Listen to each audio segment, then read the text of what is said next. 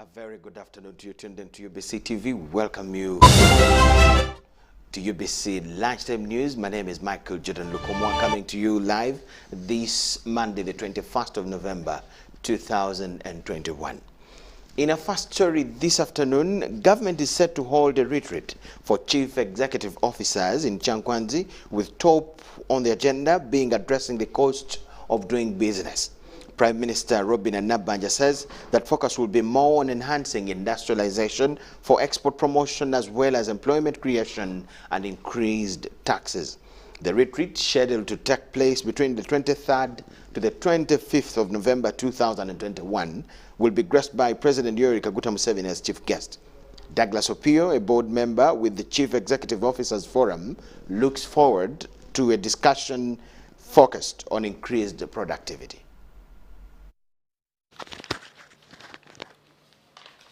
The major objective of this retreat basically is to make the business community, the CEOs and the government meet to identify gaps that there is or which are affecting the business environment in the country, and then two, to meet with government to inform us as government of the gaps they have, so that those gaps can be bridged. Industries have helped us to employ our people, where we have, instead of importing most of the goods, we are now exporting. That is import substitution. And of course, they pay taxes. They pay taxes, which taxes we use to give social services to the people. We expect the President, His Excellency Yoweri Kaguta Museveni, because he's the one who even gave us these dates. So we expect the President to be there with these people. But majorly to mix with most important people in the country, so that we can together help to give the best environment for doing business in Uganda.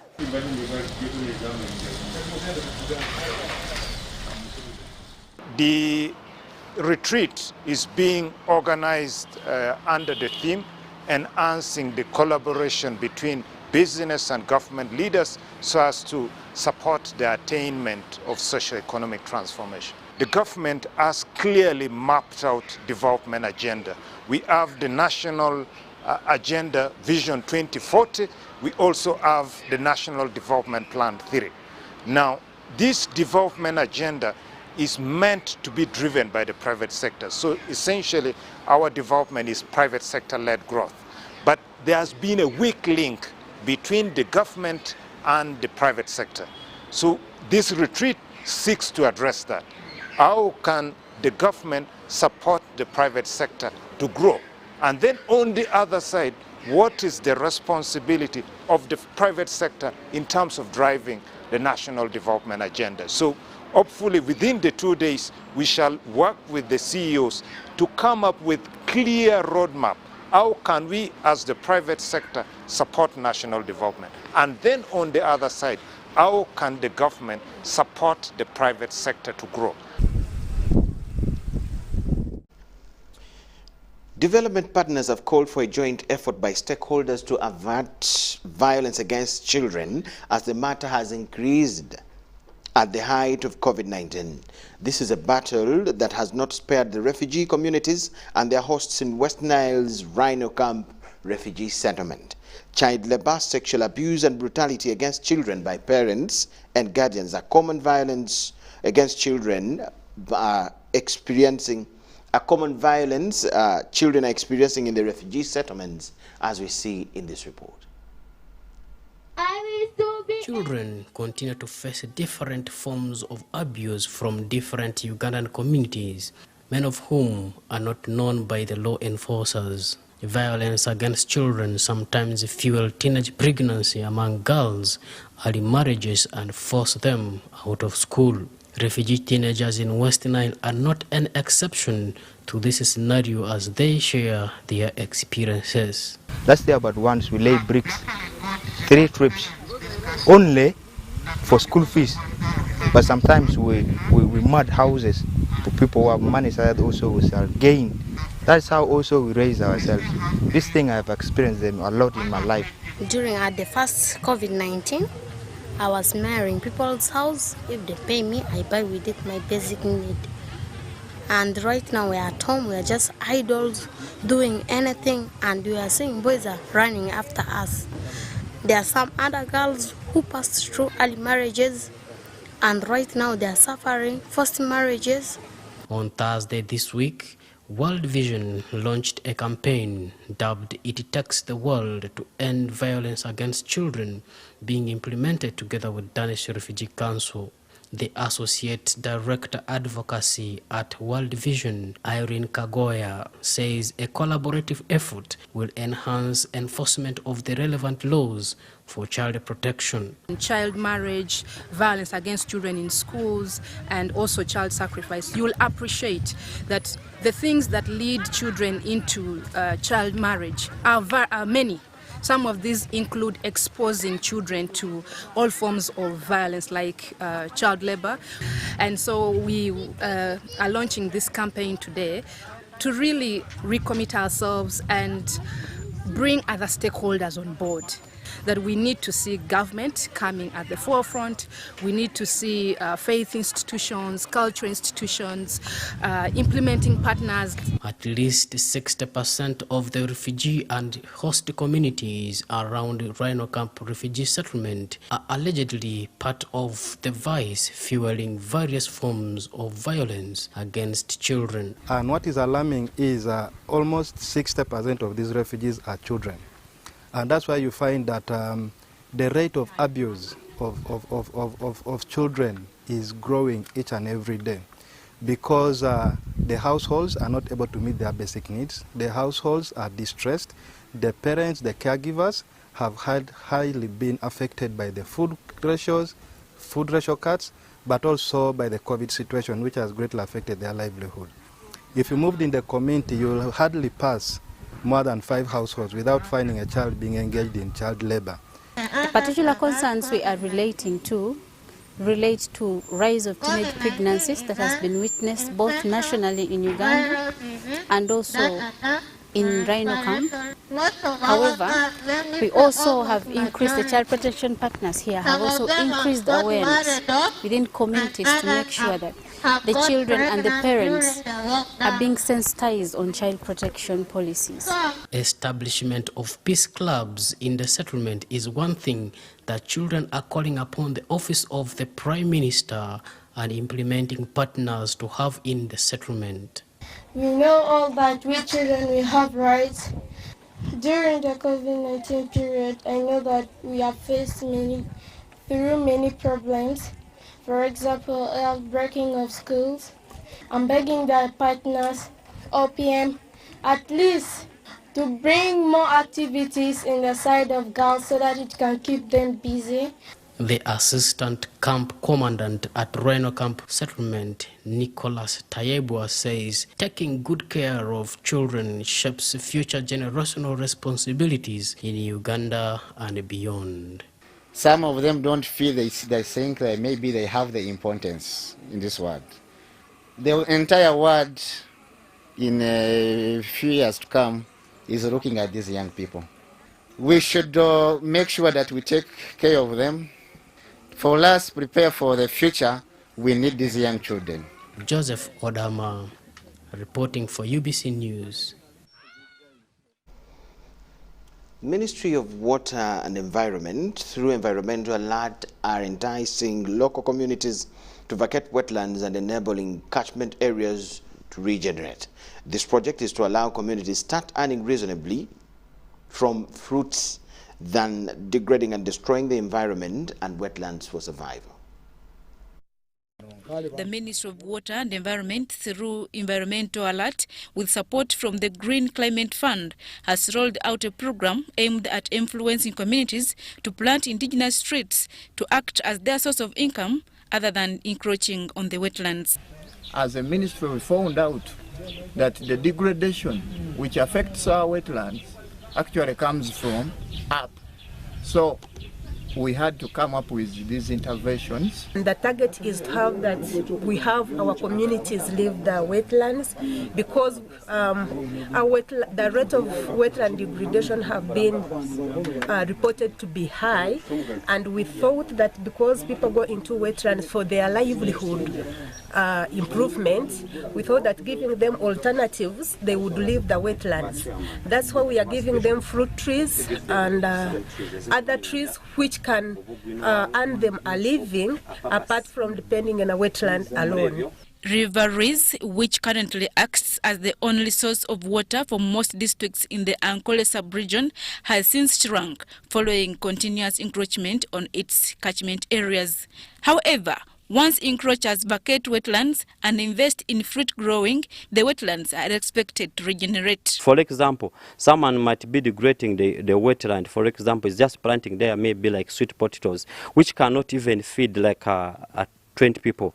But if at all, you can also use this other land which is there. You can plant fruit trees, for example, like apples, like mangoes, where you should know at least each tree can be giving you at least 200,000 per season. Western and eastern regions are priority areas that are being given free fruit seedlings for planting. Southwestern Uganda is largely occupied by bare hills. The owners of these have been tasked to ensure they are covered by trees to avoid harsh weather conditions, but also get reasonable incomes out of them. As you know, these trees, they will control soil erosion. As like if at all, most of the times when you're nearby the wetland, usually see the waters are having more soil. So we have to give these people trees so that they can also plant them there in the hills. Tree seedlings being given out are based on demand by communities.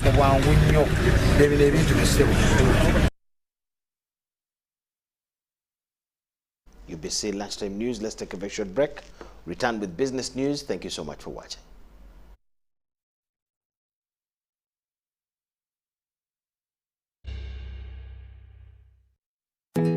Grow together with one of Uganda's largest companies. Apply for MTN shares for as low as 100,000 Uganda shillings. And when you apply using MTN Mobile Money, you get 10 free extra shares for every 100 shares you apply for. Dial *165*65# or use the MyMTN app to apply now. The terms and conditions of the offer and other important information are set out in the prospectus. For assistance, visit any MTN service center or Stanbic Bank branch countrywide or a licensed broker.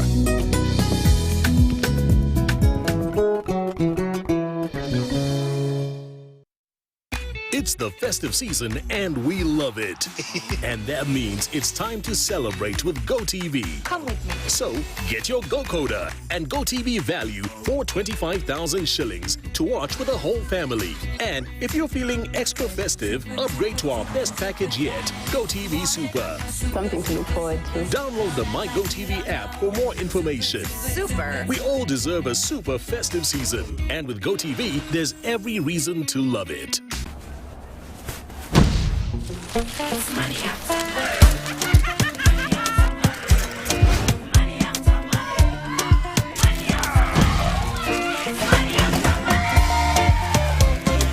Transact and win money after money with Airtel Money. 1.5 billion shillings in cash prizes up for grabs.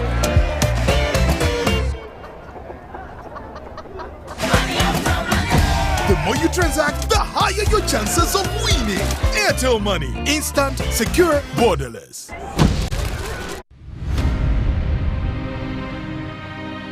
If you look at all sectors, energy has an influence. Now, how do we build a model that is sustainable? We're making good investments and we're growing the sector. Our record under UEP had not been that very good. World Bank Group has been involved in Uganda electricity sector since the mid-2000s, where it has supported the government in very bold reform. The last 15 years we focused on the parameters that were set in our concession that was negotiated at the time. It took the best minds of Uganda to work on it, and also the best minds internationally, because they had to plan for 20 years ahead. As remember, we have innovated over the period. We've rolled out cashless. We introduced payment metering, Yaka. As I speak now, the 1.5 million customers are all on Yaka. The transition has been very, very good, because Ugandans who enjoy the power went out and bought shares. Umeme's massive investment, a robust and functional distribution network that will impact the lives of Uganda's over 40 million citizens. Grow together with one of Uganda's largest companies. Apply for MTN shares for as low as 100,000 Uganda shillings. And when you apply using MTN Mobile Money, you get 10 free extra shares for every 100 shares you apply for. Dial *165*65# or use the MyMTN app to apply now. The terms and conditions of the offer and other important information are set out in the prospectus. For assistance, visit any MTN service center or Stanbic Bank branch countrywide or a licensed broker.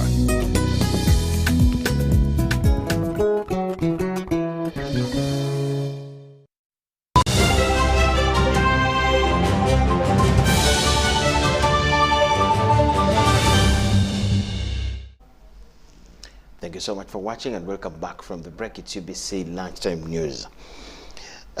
Government is interesting people in the diaspora to consider investing back home. To this effect, the Ministry of Foreign Affairs, in partnership with the Food and Agriculture Organization of the United Nations, have engaged people in the diaspora to share opportunities in Uganda's agribusiness subsector.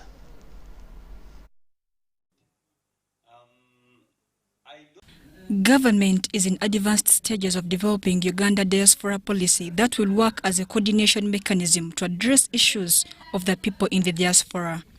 This was reaffirmed during the Uganda Diaspora Agribusiness Conference, organized by the Ministry of Foreign Affairs in partnership with the Food and Agriculture Organization. And over this time around, for the last 30 years, the diaspora community has actually grown for all countries, not necessarily Uganda only. And they have now become a new source of investments. So while we talk of AFTI, I would be very happy that we should now be talking of diaspora direct investments. Since agro-industrialization is one of the key priorities in the National Development Plan 3, government and development partners are trying to interest people in diaspora to invest in the agriculture sector. We want to be able to go with one mind and say, if the diaspora challenges, this is taxation, it's about infrastructure, it's about lack of incentives, it's about so many things. How do we approach them coherently and comprehensively? All in all, we want to avoid these one-sided, old-silo approaches in our... Lydia Nakayenze Schubert, who has invested back home in the agriculture sector, has advised government to invest more in improving rural roads and reliable supply of electricity. Challenge with the roads, because farmers will call you and say, Madam, we have shear here, can you come for it? And then the trucks are like, Madam, we can't go on that road. Even if you paid us 3 times the normal rate, we will not take that trip because it's the rainy season. If your car breaks down, it's like the costs of transport are simply too high. And because the roads are in a very poor state, like sometimes you have to wait to get things, maybe when if it's been raining, you have to give it like a week of sunshine. Mawia Mukasa, also from diaspora, has invested in the agriculture sector by starting agro and livestock farm in Kapeka. He has challenged people in diaspora to help government in making Uganda a better country. We should ask ourselves, what have we done, we as responsible Ugandans, responsible citizens in the diaspora, to help the government? So it is not always all about how the government is going to help us, how the government is going to help us. Now we have a chance that we've gone out, we have at least managed to help ourselves. We have at least managed to leverage our families. Now the next question is, how are we also helping other Ugandans, at least to get to the level that we are? Uganda Investment Authority has also been advised to create workspace in the industrial parks to cater for people in diaspora. Adia Nakuti, Mary Namkose, UBC News. Transact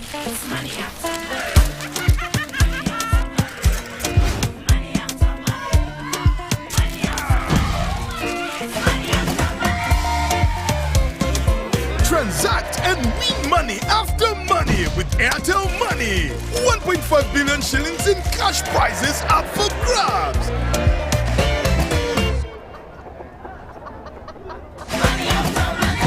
The more you transact, the higher your chances of winning. Airtel Money. Instant, secure, borderless. It's no secret that ICT makes learning easy. The strides made in our field couldn't be possible without it.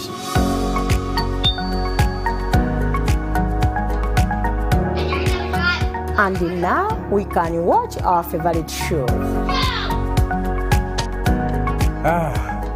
My radio is my best friend. UCC provides an enabling regulatory environment and policy guidance for healthy competition. We also facilitate ease of doing business in the communications sector through licensing, standardization, spectrum management, tariff regulation, rural communication development, and consumer empowerment. An informed consumer is an empowered consumer. UCC supports local content and innovations. Driving the development of a robust communication sector in Uganda is Uganda Communications Commission.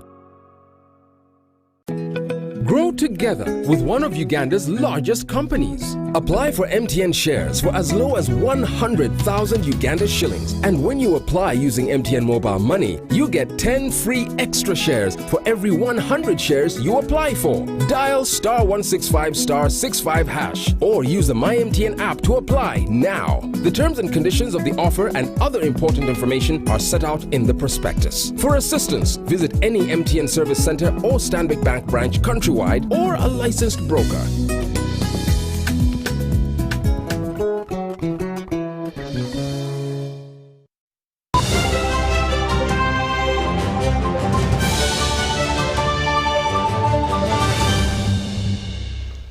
Thank you so much for watching. Welcome back from the break. Sudan's ousted Prime Minister Abdallah Hamdok has been reinstated following last month's coup when he was put under house arrest. He has appeared on TV to sign a new power-sharing agreement with coup leader General Abdel Fattah al-Burhan amid continuing mass protests. But the civilian coalition that nominated Hamdok as Prime Minister 2 years ago refused to acknowledge any new deal. The pact had been struck with a gun to his head, a spokesman said. On the streets of capital Khartoum, the security forces have fired tear gas at protesters marching towards the presidential palace and demanding the military's complete withdrawal from politics.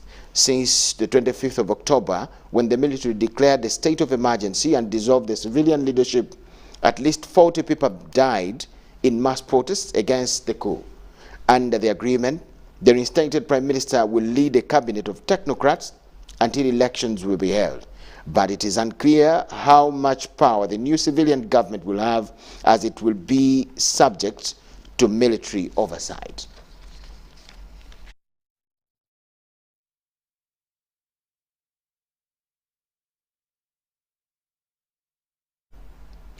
Austria has returned to a full national lockdown as protests against new restrictions aimed at curbing COVID-19 infections spread across Europe. From midnight, Austrians have been asked to work from home and non-essential shops have closed. New restrictions have sparked protests throughout Europe. People clashed with police in the Netherlands and Belgium. Infection rates have risen sharply on the continent, prompting warnings from the World Health Organization. On Saturday, the WHO Regional Director, Dr. Hans Klug, told journalists that unless measures were tightened across Europe, such as on vaccines, wearing masks and with COVID passes for venues, 500,000 more deaths could be recorded by next spring. Last week, Austria became the first European country to make COVID vaccinations a legal requirement, with the law due to take effect in February. Politicians in neighboring Germany are debating similar measures as intensive care units there fill up and case numbers hit fresh records. This is Austria's fourth national lockdown since the pandemic began. Authorities have ordered residents to stay home for all but essential reasons, including work, exercise, and shopping for food.